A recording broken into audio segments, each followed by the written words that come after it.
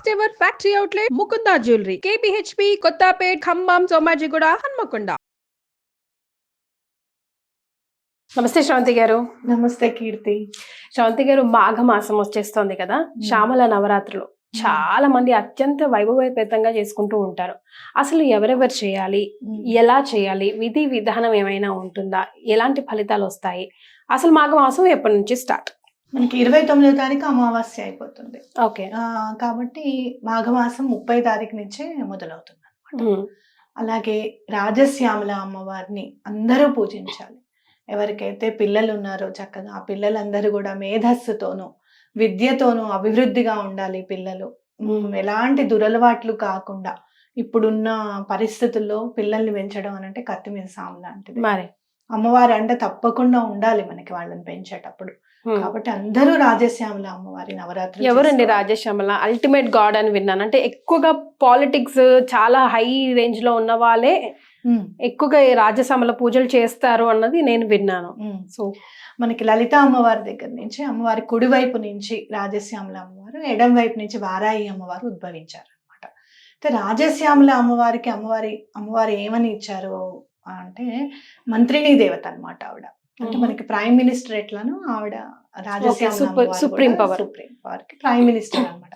Supreme power కి prime minister. కాబట్టి ఆ సుప్రీం పవర్ దగ్గరికి వెళ్తే మీరు లలిత అమ్మవారి గనక మీరు చిత్రపటం చూస్తే గనక అమ్మవారి దగ్గర కూడా అభయహస్తం ఉండదు.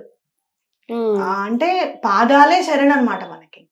మరి అలాంటి పాదాల దగ్గర మనం ఉండాలి అంటే గనక ముందు అసలు మనకున్న కోరికలన్నీ కూడా నెరవేరాలి. అట్లాగే మనం అంతా కూడా క్లెన్స్ అవ్వాలి.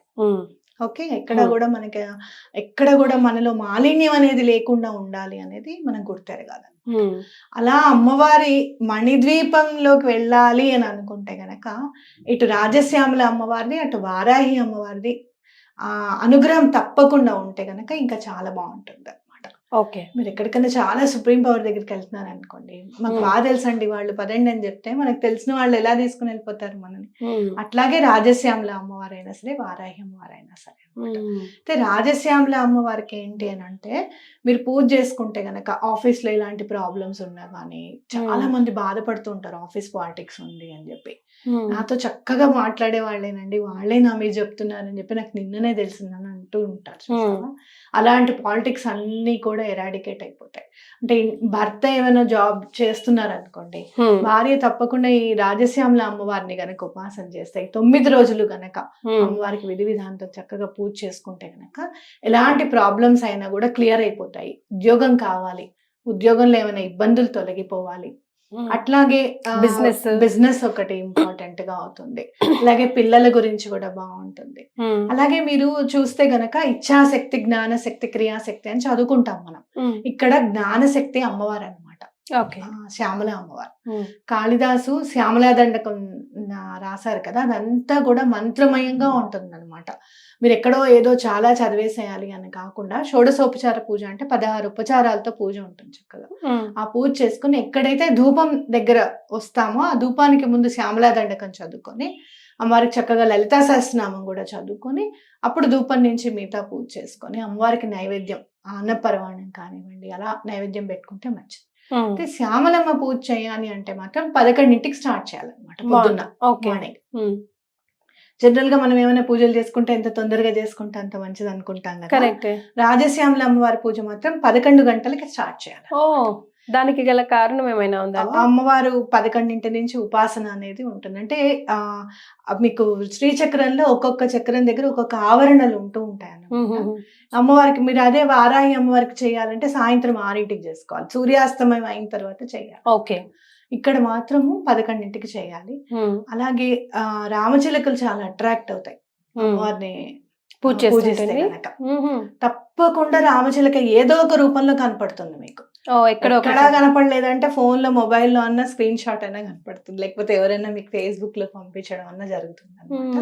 అమ్మవారి దగ్గర 2 చిలకలు చక్కగా ఉంటాయి. అలాగే అమ్మవారు చక్కగా వీణ వాయిస్తూ ఉంటారు.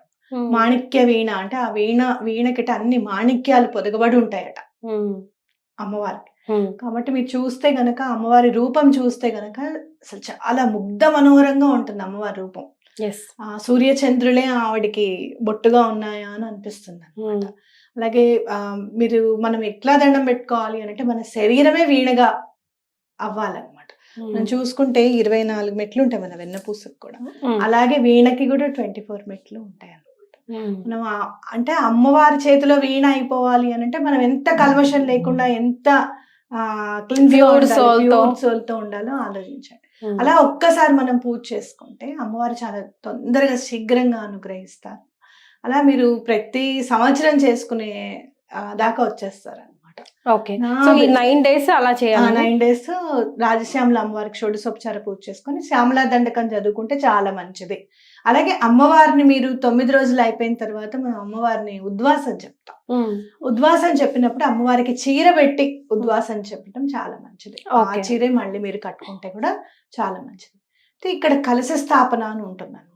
అలా మీకు కలశం పెట్టుకునే ఆనవాయితీ ఉంటే పెట్టుకోండి. లేదండి మేము ఎప్పుడు ఈ 9 నవరాత్రులు చేయలేదు, మా ఇంట్లో ఎవరు చేయలేదు అంటే గనక కేవలం రాజశ్యామల అమ్మవారి ఫోటో పెట్టుకొని చిత్రపటం పెట్టుకొని కలశం లేకపోయినా పర్వాలేదు, చక్కగా చేసుకోండి. అలాగే అమ్మవారిది అష్టోత్తరం ఉంటుంది మీకు. రాజశ్యామల అమ్మవారి అష్టోత్తరం కానీ లేకపోతే లలిత అమ్మవారి అష్టోత్తరం అయినా కానీ చదువుకోవచ్చు. అది చదువుకుంటూ కుంకుమ పూజ చేసుకొని ఈ సంవత్సరం మొత్తం ఆ కుంకుమ ధారణ చేస్తే కూడా చాలా మంచిది. ఓకే. సో కలసం పెట్టే వాళ్ళకి ఏమైనా స్పెషల్ రూల్స్ ఉంటాయండి? ఉద్వాసం రోజు కానివ్వండి, అంటే ముత్తైదులను పిలుచుకోవాలి, నలుగురికి భోజనం పెట్టాలి అలాగా? అంటే ఇక్కడ మీరు భోజనం పెట్టుకుంటే ఒక్కళ్ళకైనా పెట్టుకోవచ్చు, అట్లా ఏం లేదు. కలసం ఉద్వాసం చెప్పేటప్పుడు మాత్రం తప్పకుండా ఎవరికో ఒకళ్ళకి భోజనం పెట్టడము. ఏదైతే కలసం చేసేటప్పుడు కొబ్బరికాయ పెట్టామో అది పచ్చళ్ళకి వాటికి వాడకుండా పగలు కొట్టుకొని మామూలుగా స్వీట్ చేసుకొని తినడమో లేకపోతే అలానే ముక్కలు తినేయడం అనేది చాలా ఇంపార్టెంట్. ఓకే.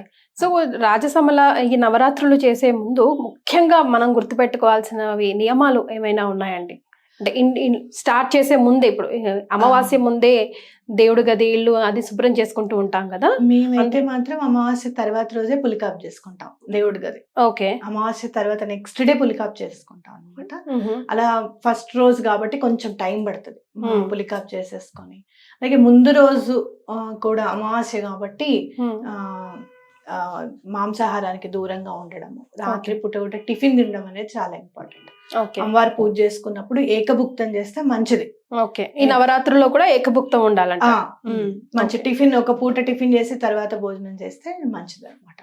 అలాగే అమ్మవారికి లలిత అమ్మవారు అనామిక అనే ముద్రిక ఇచ్చారట ఆవిడకి. ఉంగరం అనమాట, అనామిక అని చెప్పి. అంటే ఏంటంటే ఈ రాజ్యం అంతా నీదే, నువ్వే పరిపాలించు అని చెప్పి. అలా మీరు చూస్తే గనక ఉంగరం కనిపిస్తుంది అమ్మవారిది వీణ వాయిస్తూ.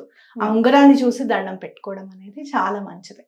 ఎలా అంటే మీకు మాస్టర్ ఈకే గారి గురించి విన్నారా ఎప్పుడైనా? మాస్టర్ ఈకే గారు అని ఉంటారనమాట. ఆయన మాస్టర్ ఈకే గారు చాలా అసలు మీరు హీలింగ్ మాస్టర్ అనమాట. అసలు ఆయన ఇక భగవంతుడే ఆయనేమో అనిపిస్తుంది అనమాట. మాస్టర్ ఈకే గారు అలా ఆయన చదువుకుంటున్నప్పుడు ఆయనకి ఫీజు కట్టాలట. స్కాలర్షిప్ ఏది ఇంకా రాలేదు, అప్లై చేసి ఉన్నారు కానీ ఆయన ఫీజు కట్టాలి. అయితే ఆయన దగ్గర లెటర్ వచ్చిందట వాళ్ళ నాన్నగారి దగ్గర నుంచి, నేను ఇవ్వలేను, నేను పంపలేను ఫీజు, నాకు సర్దుబాటు కాలేదు అని చెప్పి లెటర్ వచ్చింది. ఎలా అని అనుకుంటున్నారట. ఆయన శ్యామలమ్మని పూజించేవారు అనమాట, రాజశ్యామలమ్మ. ఆయనకి కనిపించి కాలేజీకి వెళ్ళు అని చెప్పారట. కాలేజీకి వెళ్ళు అని చెప్పారట. ఆ ఉంగరం అది కూడా కనపడిందట ఆయనకి.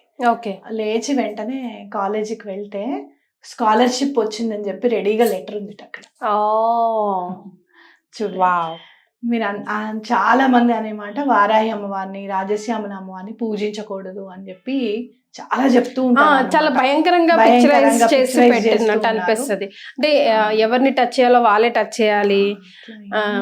లైక్ ఫీవర్ వస్తే క్యాన్సర్ హాస్పిటల్ పోయినట్టు ఉంటది, అట్లా చెప్తూ ఉంటారు. వ్యత్యాసం అట్లా ఏం లేదు. అట్లా అయితే మాస్టర్ కే గారు ఎందుకు పూజిస్తారు? అవునా కాదా? అలా ఎందుకు చెప్తారు పూజించమని? కాబట్టి తప్పకుండా అసలు రాజశ్యామల అమ్మవారిని చూస్తే మీకు ఇంకా చూస్తూనే ఉండాలి, అలా చూస్తూనే ఉండాలని అనిపిస్తుంది అనమాట. చాలా స్మైల్ ఇస్తుంది. అంత ఉగ్రదేవత అయితే అంత తొందరగా కాళిదాస్కి ఎందుకమ్మా ఆవిడ దండం పెట్టంగానే బీజాక్షరాలు రాస్తారు మరే అనే కదా. కాబట్టి అట్లాంటివి ఏం పెట్టుకోవద్దు.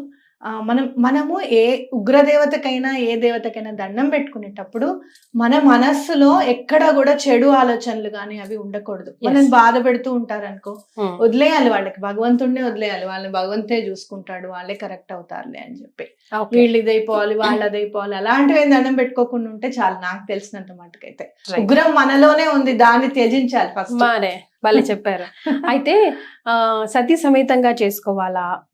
ఈ 9 రోజులు కట్టుకోవడానికి ఆడవాళ్ళకి 9 రంగుల చీరలు అలా మీరు వేసుకున్నట్టు అట్లా రకరకాల గాజులు వేసుకోవడం అట్లాంటి రూల్స్ ఏమైనా ఉన్నాయా? మీరు 9 రకాల గాజులు వేసుకుని చేస్తే చాలా బాగా కలిసి వస్తుంది. నేను వేసుకున్న దగ్గర నుంచి నాకు బాగా కలిసి వస్తుందని కాదు, నాకు వేసుకోవాలనిపించింది, వేసుకున్నాను, దాని డిఫరెన్స్ నాకు కనిపించింది. అలాగే గాజులు నిండుగా వేసుకుంటే చాలా మంచిది. అలాగే చీరలు కూడా ఉన్నవి కట్టుకోండి. అట్లా ఈ కలరే ఉండాలి, ఆ కలరే ఉండాలని కాదు. అమ్మవారికి ఏ చీర అయితే మనం 9 రోజులు అయిపోయిన తర్వాత అమ్మవారికి మనం సమర్పించుకుంటామో అది ప్యారెట్ గ్రీన్ కలర్ ఉంటే చాలా మంచిది. చాలా మంచిది. అమ్మవారికి ప్యారెట్ గ్రీన్ ఉంటే చాలా మంచిది అన్నమాట. మేమైతే ఒకసారి అమ్మవారికి అమ్మవారికి చీర సమర్పించినప్పుడు ఆ కోరిక నెరవేరిందని చెప్పి హోమంలో సమర్పించారనమాట. పూర్ణవుతప్పుడు ఆ జ్వాల కూడా గ్రీన్ కలర్ లో వచ్చింది కీర్తి. అంటే అమ్మవారు ఆ చీర కట్టుకున్నట్టుగా అనిపించింది మాకు అన్నమాట. కాబట్టి అట్లా మనం గ్రీన్ కలర్ ఏమైనా అమ్మవారికి సమర్పించుకుంటే చాలా మంచిది. అలాగే మీ దగ్గర ఎప్పుడైనా గ్రీన్ కలర్ శారీస్ ఎక్కువగా ఉన్నాయనుకోండి, ఆ పూజ చేసుకునేటప్పుడు అవి కట్టుకొని పూజ చేసుకుంటే చాలా మంచిది. మగవాళ్ళు చేసుకోవాలనుకుంటే సతీ సమేతంగా చేసుకుంటే ఇంకా మంచిది. లేదు మేము ఒక్కడమే చేసుకోవాలనుకుంటున్నాము, మా వారికి కుదరదు అనుకున్నప్పుడు బ్రహ్మచర్యం పాటించడం అనేది చాలా ఇంపార్టెంట్. 9 రోజులు కూడా. రైట్. అదే. సో అమ్మవారికి ఇష్టమైన నైవేద్యం ఏది సమర్పించాలంటారు? నేనైతే మాత్రం అన్నం పరమాణం నైవేద్యంగా సమర్పిస్తాను. అలాగే అమ్మవారికి 9 రోజులు సేమ్ అండి? అంటే కొంచెం కొంచెం చేస్తాను. అన్న పరమాణము, దద్దోజనము అలా చేస్తూ ఉంటాను అనమాట. అలాగే తేనె సమర్పించాలి అమ్మవారికి. ద్రాక్ష రసం ఒకటి సమర్పించాలి. మీకు కుదిరితే గనక నల్ల ద్రాక్షలు ఒకటి తీసుకొని, నల్ల ద్రాక్షలు కొంచెం ఇలా గట్టిగా ఇలా అంటే జ్యూస్ లాగా వచ్చేస్తుంది, అది సమర్పిస్తే కూడా అమ్మవారికి చాలా ఇష్టం అనమాట. రైట్. ఎన్నో విషయాలు తెలియజేశారండి. Thank you so much.